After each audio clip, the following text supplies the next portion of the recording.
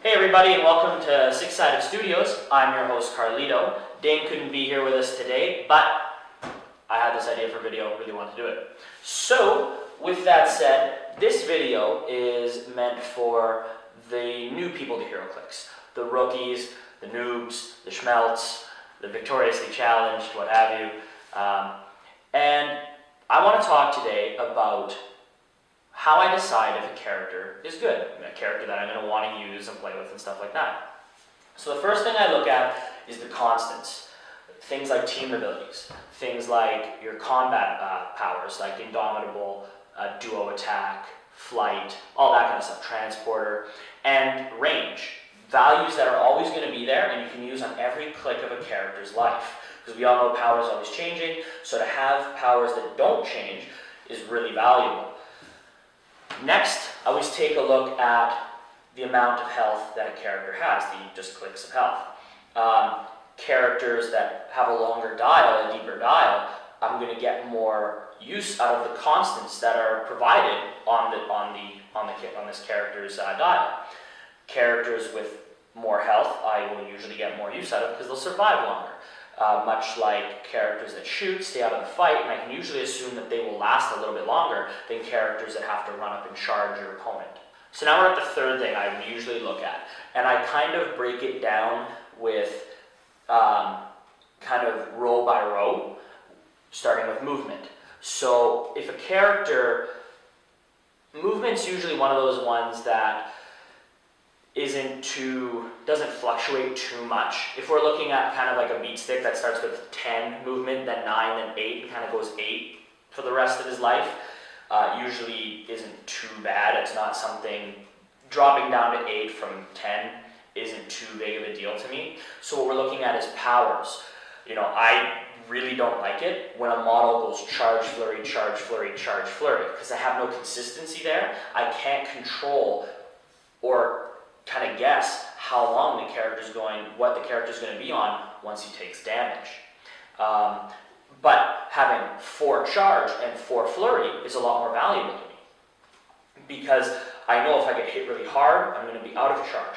If I get hit lightly, I'm still going to have some charge, as opposed to maybe my opponent does 4 and I land on charge again. Maybe he does 3 and I land on flurry. I have no way of gauging that. And then next thing I look at is my attack values. The way I look at it is 10 attack is the average. With that said, if your opponent's playing someone with 18 defense, I always like to see an opening 11. Of course, I really don't like it when I see an opening 9. I'm not really a big fan of characters that get stronger as they progress or spike in the middle, because you're probably just knock them over those clicks. So I usually like to see as much consistency as possible, or a character that's more powerful, higher attack values, higher damage value, higher defense value, especially defense value, right in the beginning of their clicks. And then I'll look at the attack, I'll look at their attack values, right? I always expect a character to drop down to 9 attack at the end.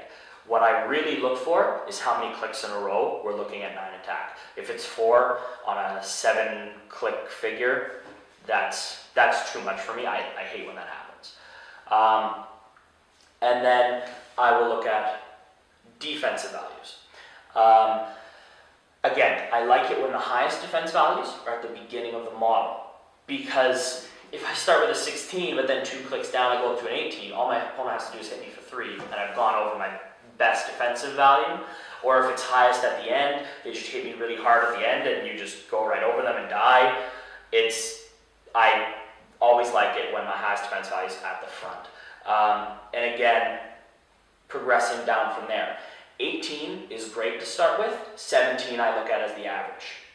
So starting with 16 is a little too low for me. And so you really, you have basically a good way to gauge this. With attack, 10, 11, 12, right? Those average, good, great, and like 17, 18, 19, we're looking at average, good, great. Next, I look at damage.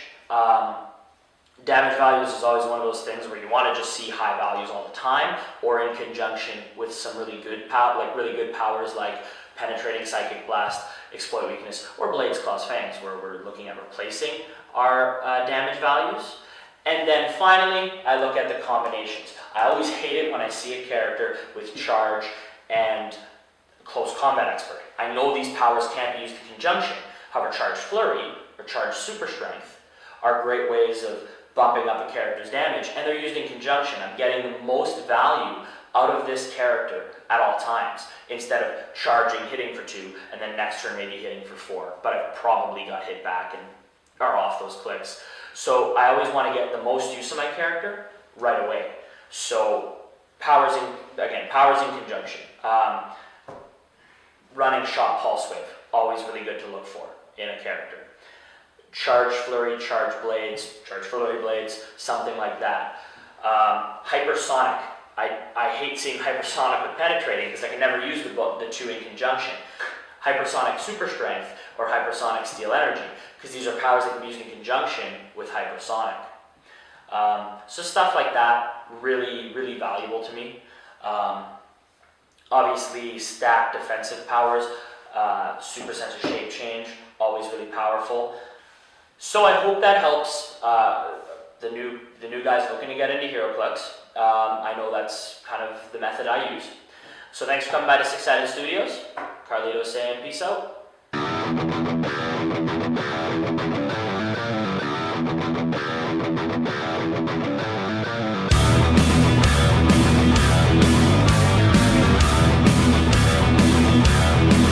Quick and dirty. That's how we did it.